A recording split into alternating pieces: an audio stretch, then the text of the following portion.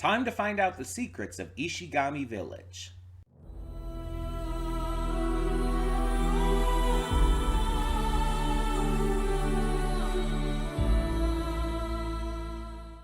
Hey everyone, welcome to Princess Gay. I'm your host Connie, and today we are here with my blind reaction to Dr. Stone, episode 16. So last time, Senku won the tournament kind of accidentally, but we knew it was going to happen. It was very obviously building up to that. At the same time, he technically married and divorced Ruri all in one go because he had no interest in her, and he knows that Chrome has a thing for her and everything, and it's very obvious she has a thing for Chrome. But he kind of he sees this as an opportunity because it is.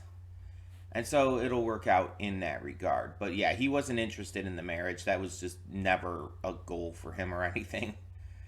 Um, Ruri was kind of thrown off a little by the entire thing too. But they managed to get everything they needed to heal Ruri, and it all worked out.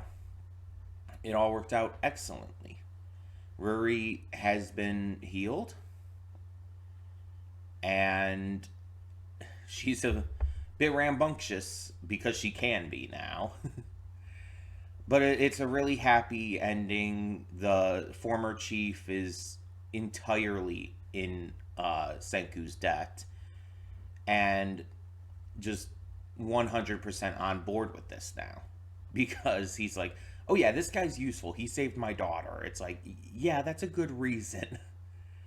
So at the end there, Ruri comes in, reveals the name of the village, which shocks Senku because his last name is Ishigami. And we're definitely about to find shit out. So my thought before had been, because Senku was clearly known by Ruri and she has the history of the village and everything, my thought had been that someone who knew Senku in the past, in the previous world, you could say, had started or had been a part of this village. They had told stories of Senku and possibly others, and those stories had been passed down as part of the history of the village. So Ruri would happen to know it. And now that we know the village is called Ishigami Village, we see that the village would have been named after Senku, which means one of two things. Either the village, whoever started this village, like, revered Senku greatly, or, and I feel the second option might be a little more likely, it might have been Senku's father.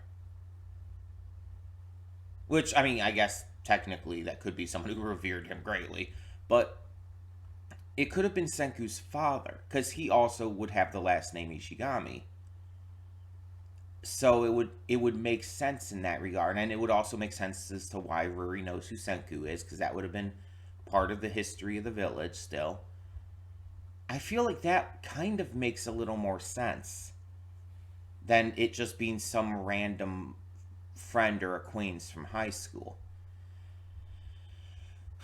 I just feel like that would be too much of a random coincidence. But at the same time, I don't know if this show would do that. Because the show tends to stick to logical things, for the most part. So, how would that be seen that way? Because again, it would be way too much of a coincidence to be seen as like this logical leap from the previous world to this one. I don't know, maybe that's just me. Maybe I'm overthinking it, and maybe it is just that simple. But I'm still holding out for like maybe it being Senku's father. Because, I mean, he's the only family member we heard about with Senku, right? And again, the only ones we know that were close to Senku in terms of friends back then are already here, and they've been woken up in the current day. So it would, if it were just someone else, it would have to be someone we haven't heard about yet, which would also kind of be unsatisfying. It's like, oh, they just randomly introduced that Senku had some other best friend who who woke up a lot earlier and named the village after Senku. It's like that would be super unsatisfying. Like again, maybe that's just me, but I just wouldn't be happy with that reveal. It would just again seem way too coincidental. So, my theory, the one that makes the most sense to me, is that Senku's father woke up a long time in the past. We don't know exactly when, but sometime long in the past. Probably had to survive and figure things out as well. Maybe not as smart and scientifically minded as Senku, but definitely able to figure things out. And he started this village with other people who had either revived around the same time or he figured out how to revive people as well. And they created their own little society that would expand and continue to grow and change as time went on. And at this point, none of that original group are obviously left and are replaced by far descendants who are now just kind of like, living off the land as natural rather than, like not used to it.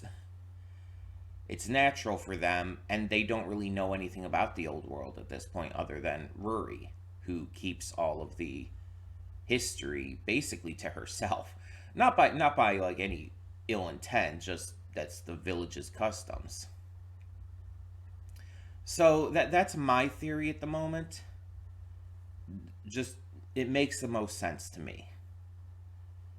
It's satisfying. It raises a lot of questions which could be answered as we move into the future.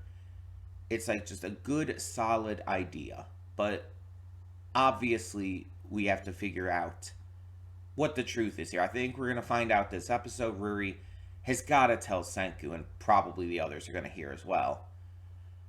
This is going to be really big, I feel. And we're pretty much at the halfway point of the season. I talked about this like before, that I kind of wish that the opening credits, the just opening, I guess, would have changed a episode or two later, like after the grand bout was over, because I feel like just thematically that works better. It didn't have to be a perfectly even split for the season. Like a lot of shows do that, a lot of anime do that, but I feel like you at least make it make sense, Don't do that if you're going to be changing in the middle of a, plot point. If you're going to change the opening part like halfway through the season, at least make it so that it fits with what's going on in the season. Like, if the new opening debuted this episode, an episode after the grand bout is won, that would make sense. That would work. But debuting it before, like, while that's still going on, it's just like, it just doesn't make sense. That just doesn't really work. But that's, again, like a lot of things in this, maybe just a me thing. But I'm excited to see more. I'm definitely excited to see where this goes and find out what kind of lore we're going to get from this. So, let's get this started and hope for the best. So, when the screen fades to black, pause this redirect and go to the description below. Follow the link to the reaction, and after you watch it, come back here to the redirect and resume play. Because after it fades black and then fades back in, everything from that point forward will be my afterthoughts and will contain spoilers to the episode. So, that being said, thank you so much for tuning in, and I'll see you at the reaction. And we are back, and we'll begin with spoilers in 3, 2, 1, now. Holy shit. New favorite episode of the series, easily. That was just so chock full of information, so chock full of backstory, and explained so fucking much. Like, you have to realize how much is explained here. And how much is even implied. There's a shit ton of implication. Let's talk about that real quick. Let's talk about the implications alone. So Shamil looks like Kinro and Ginro. Like, he literally looks just like them. But we also notice that Kinro has a different hair color, right? Kinro's hair color is the same as Connie's. The character in this, not me. So does this mean that Shamil and Connie are going to get together? And that they are the ancestors of Kinro and Ginro? Also, I very much noticed that there was chemistry between Byakuya and the other girl. I can't think of her name right now. Weinberg? I know that's her last name. I understand that, but I can't think of her first name at the moment. But there was chemistry there, and she's very clearly the ancestor of Kohaku and Ruri. So does that mean that so is Byakuya? If he was the first chief, then she could have easily been the first priestess and been kind of his wife. That very easily could be the case. Now, that doesn't actually mean that Senku is related to Kohaku and Ruri, because it's the line has gone down so much that it's diluted any real blood relation there. They both come from the same ancestry in terms of the father, but that's about it. But there's like pretty much no blood. There would be no blood relation at this point, just because of how long down the line it's been for them. But yeah, on top of that, it's like then you have a couple that are already there. Yakov, I think is his name, and I don't remember his wife's name, but they were already there. Their descendants are more than likely members of this village. And yeah, it's just like those 6 people like are why this village exists. They came down from the International Space Station,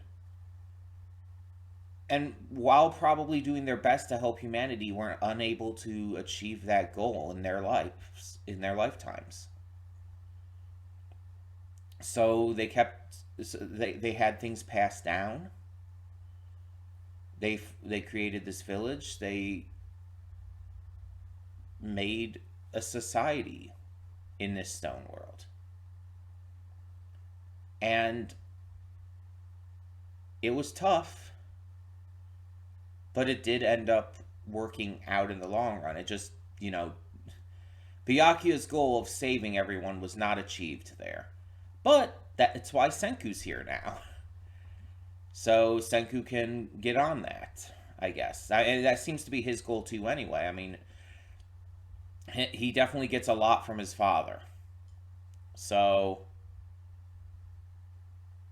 I think the only thing he doesn't get is kind of the personality. Like, Senku can be a little bit of a gremlin sometimes, but Byakuya was really fucking goofy. Like, the dude was an absolute goober. And I kind of dig that. I kind of dig that he's this unserious, like, ridiculous weirdo. But, I mean, there are still moments where he knows when to take things seriously. Like, when they, spot what's fucking happening to Earth. They get really serious real quick because, holy shit... They were probably shitting their pants quite a bit. I know I would have been seeing that, and then especially afterwards, like finding out what happened with all the cameras and everything, seeing the people having turned to stone. Like I said, I would not have been responding. Like I would have probably tucked myself into a corner and been crying and shitting myself out of just fear and terror and like intense misery. I would not have been okay. But then again, I probably would never have gone up in space, to be fair. Um, let's just say no on that.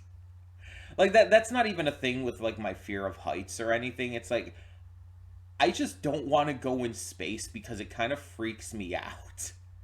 The idea of like going up in a rocket ship is it's cool to a degree, but I would also be fucking terrified. Especially because there were incidents that happened that did not end well for astronauts. Let's put it that way. I'm sure you know what I'm talking about. I would hope, at least. But yeah, it's like I know that most of the time it's been fine because they refined that and made things work. But listen, I'm afraid of that shit. I don't handle that kind of shit well. So, but yeah, it's interesting as well that it seems like this crew was very diverse.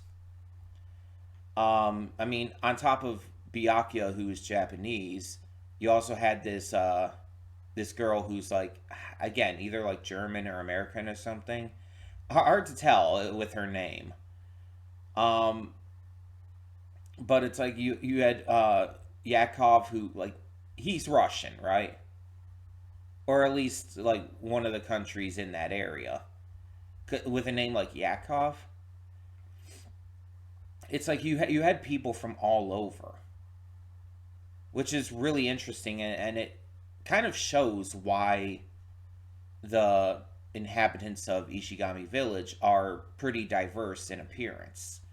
They come from like multiple cultures, which is also really cool when you think about it.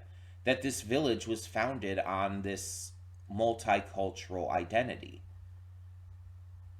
It's literally by design and well necessity anti-bigoted, and I kind of dig that. It's funny to think about. um I know it's like, oh, you're forcing that in here. It's like it's just kind of a funny observation. I'm not trying to force in any um message or themes or whatnot. That's not necessarily in here. I'm not doing that. I'm just making a funny observation that it is very multiculturally founded. That's really neat. That's really neat. Um, in terms of the characters and everything, like in terms of what I just think about them, like I said, I kind of dig Byakuya because he's such a goofball. He definitely is not what I was expecting from him, but I can like him. I don't know why they were doing so much effort to hide his face. It's like, oh, he looks like Senku. Did we really not expect that to be the case? Like, what was the goal here? Why were you hiding his identity? It's that just made no sense to me.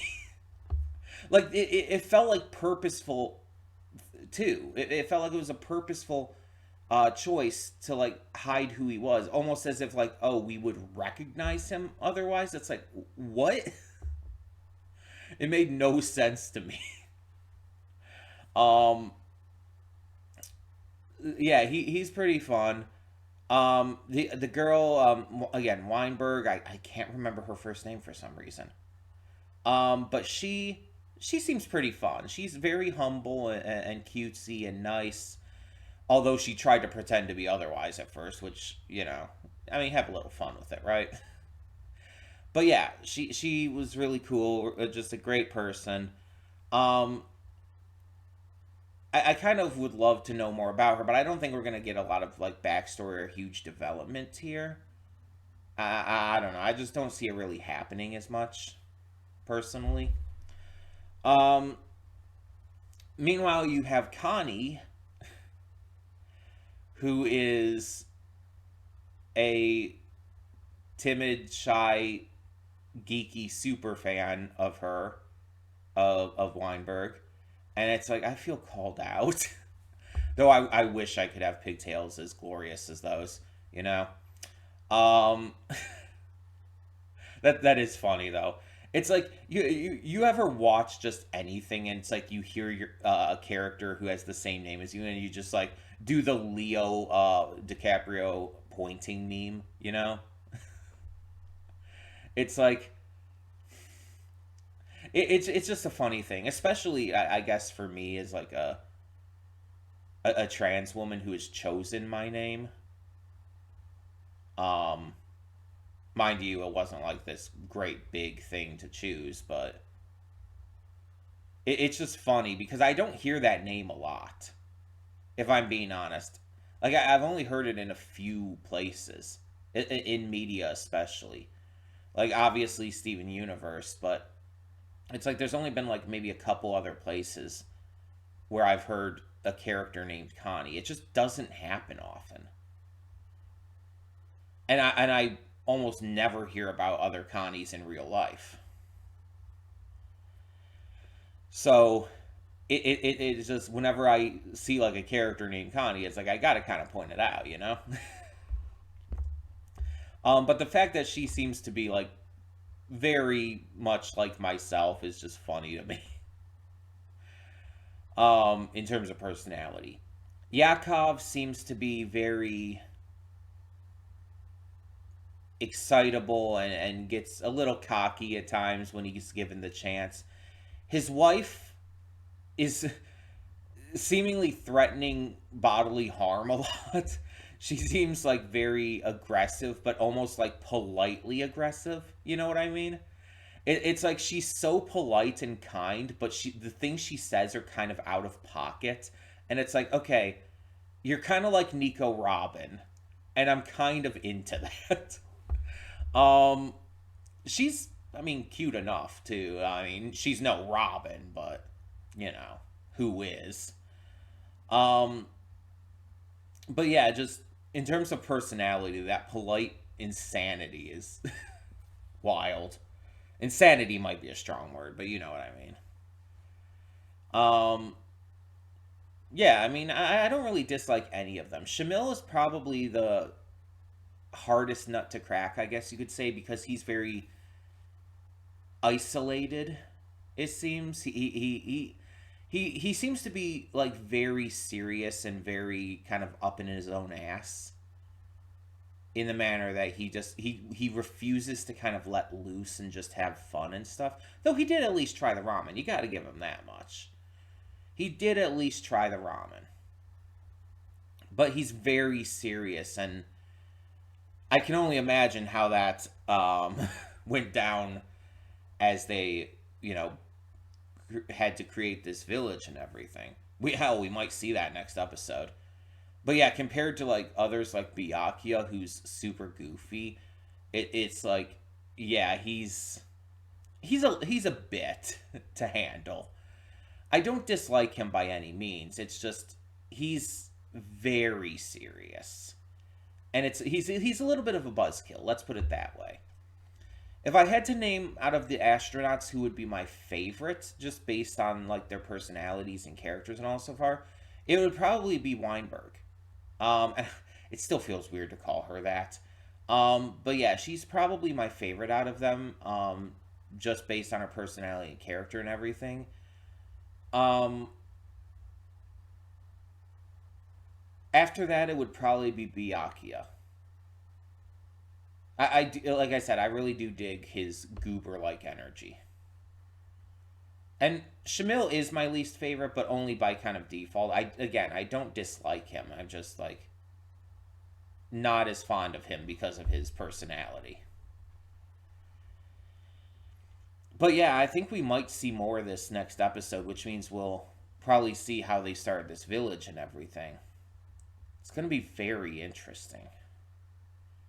Because the thing you have to take into account as well is in the current day in the stone world, like all these buildings and everything, all this shit is just completely gone.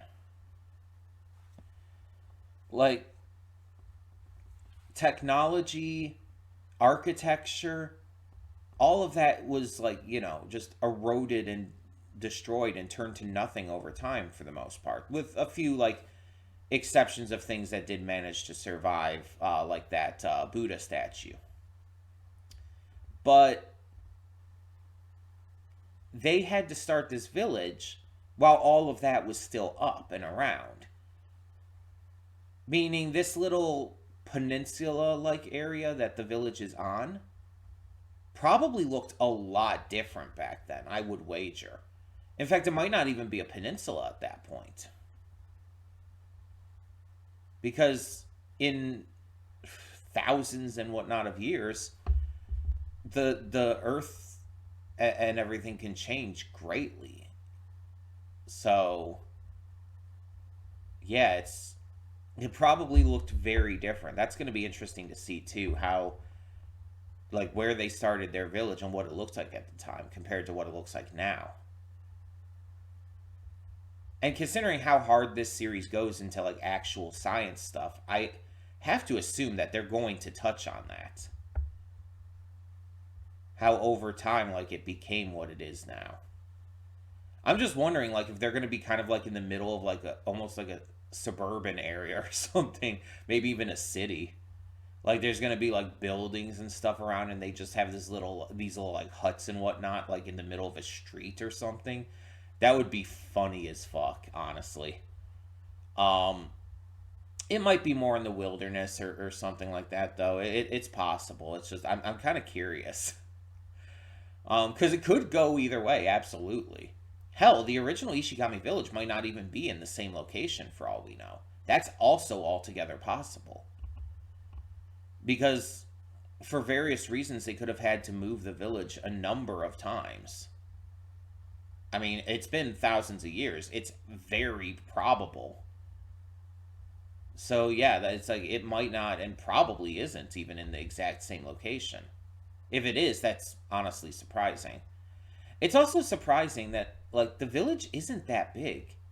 Like, for thousands and thousands of years, it's like there really wasn't that much growth. I know there was only 6 people at the start. I know it would take a long time to really, like, repopulate to a notable degree.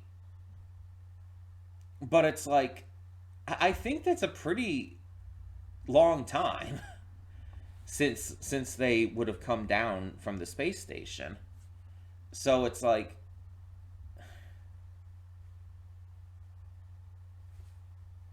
there's just like so much intrigue and stuff here, so much to theorize about and think about. Massive information, absolutely massive, insane levels of information. Also, by the way, I want to make something clear here. Like like I said, with the visuals of these characters and everything, it's very clear. Like Weinberg is the ancestor of Ruri and Kohaku. Shamil looks to be the ancestor of Kinro and Ginro, possibly with Connie. Um, I understand that realistically, they would look nothing like their ancestors here.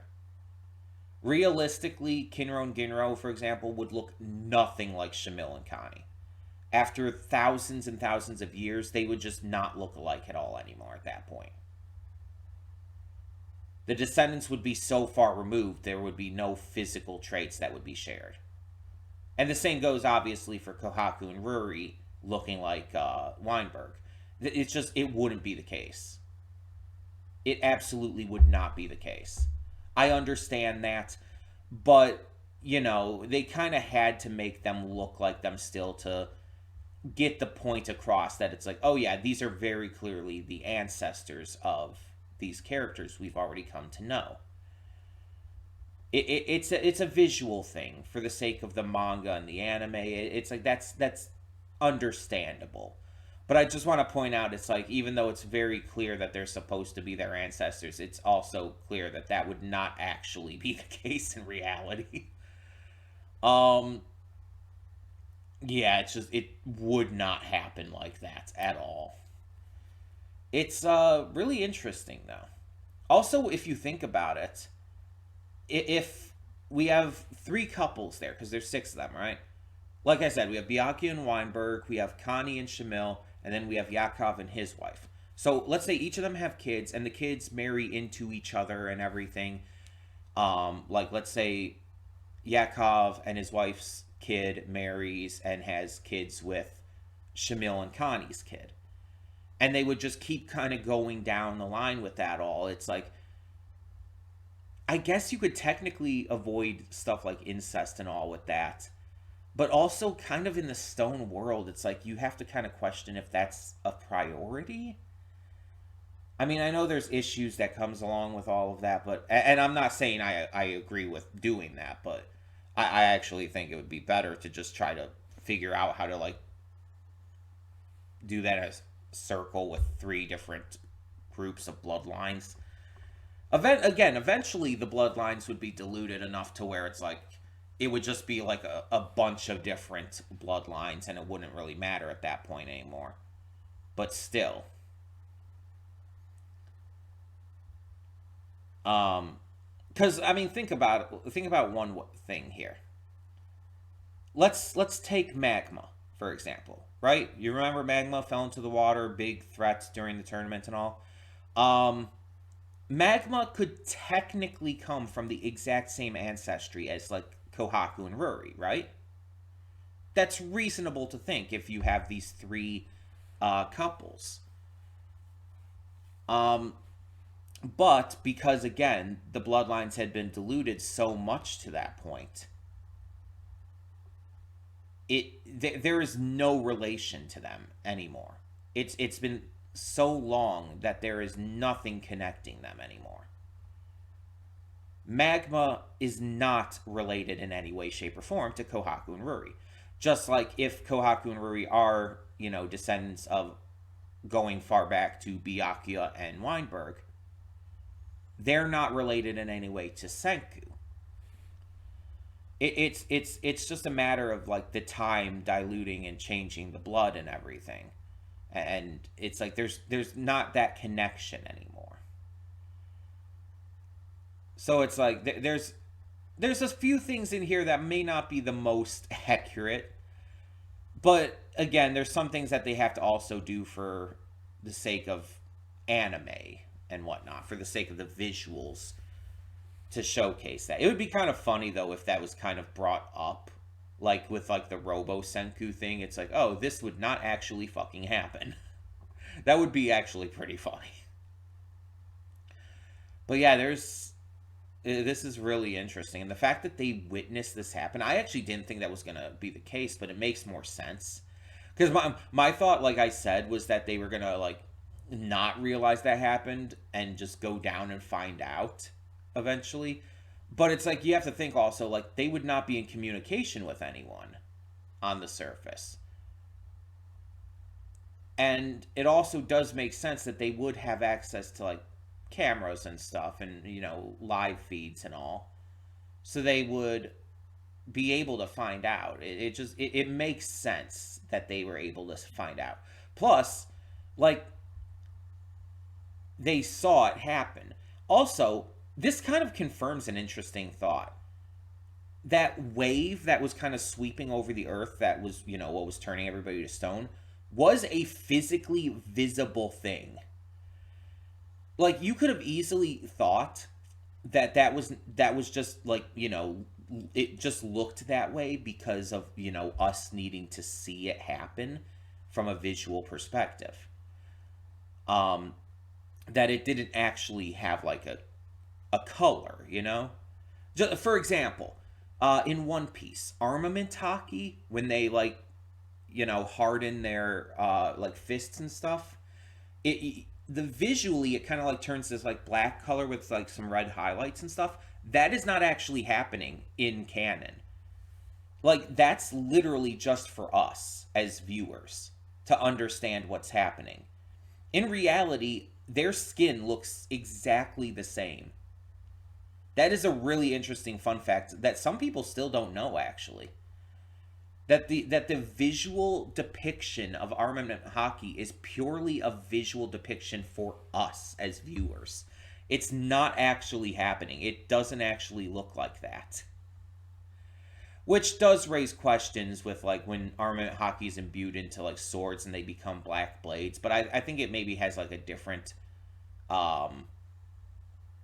like effect on, weapons than on humans. But that has been confirmed and everything.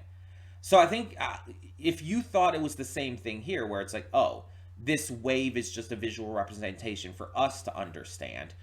Well, now we have confirmation that that's not the case. No, it is visible. Like, these characters reacted to that. It's pretty damn visible, and that's even more interesting. Because, I mean, there's obviously a lot of thoughts on how this could have happened in the first place. But whatever it is, it caused literally a global scale wave to sweep over. This like wave of like energy or something, and turn literally every person that came in contact with it into stone. The idea that it could be a lab experiment, whether purposeful or not, is kind of becoming more of my thought. It feels right, considering, the science nature of this series as well. Either a science experiment gone wrong, or a science experiment that was meant to do this and is just, evil. Either way, that definitely fits within the kind of themes and ideas of Dr. Stone. So, very interesting to think about. But like I said, a lot of this episode was very interesting to think about. A lot of fascinating contexts and ideas and theories that come from this. Like I said, I think we'll get to see more of this backstory and everything next time. And probably see how the village was founded and everything. And I'm very excited for that. I already know you're going to say it, Venom. I already know you're going to just bring up the fact that I have, like, apparently a will of steel to not just go on to the next episode. I know you're going to say it, so I'm just, like, calling you out here first.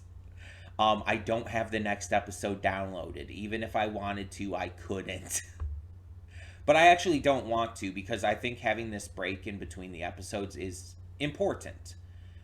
And I think it's going to help me take this in a lot more. And maybe by the time we get to next week's episode, I'll have even thought of other things that I didn't the first time I saw this.